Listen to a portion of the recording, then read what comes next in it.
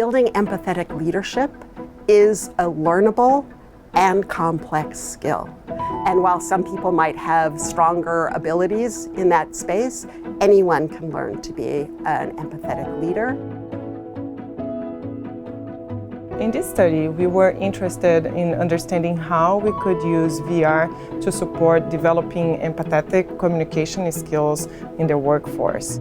The task that we chose was performance reviews, particularly where the feedback you needed to give to the employee was critical and not all positive. I will do that, but will this impact my performance review and career progression? We decided to use VR because participants can feel in the virtual environment, and usually it can help triggers more emotions and bring them a more authentic learning experience. We recruited participants from the Stanford community, staff, students. They would just put the headset on, embody the manager, and then interact with this computer-generated avatar with pre-recorded prompts. Everything that the participant did in VR was recorded, their voice, their body movements.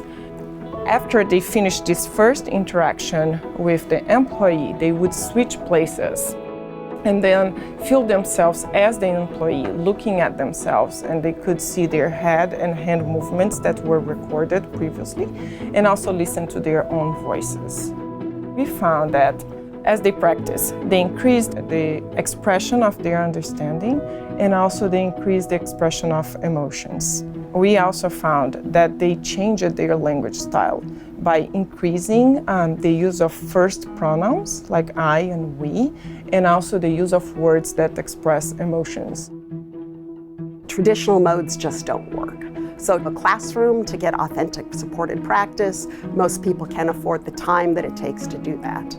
Then the other method that people traditionally use are putting together some sort of self-paced, computer-based training. And that can work for building the cognitive skills, but you don't get the full valence of emotion or intensity as you do in the actual situation. Obviously, a next step would be to do it in an actual corporate setting. And through our Stanford Accelerator for Learning, we have several partners which we are exploring conducting this study, because the need to develop empathetic leadership skills effectively and rapidly is pretty pervasive. And that has benefit for both the company, the corporation, because they can retain critical talent they need to continue to feed their growth.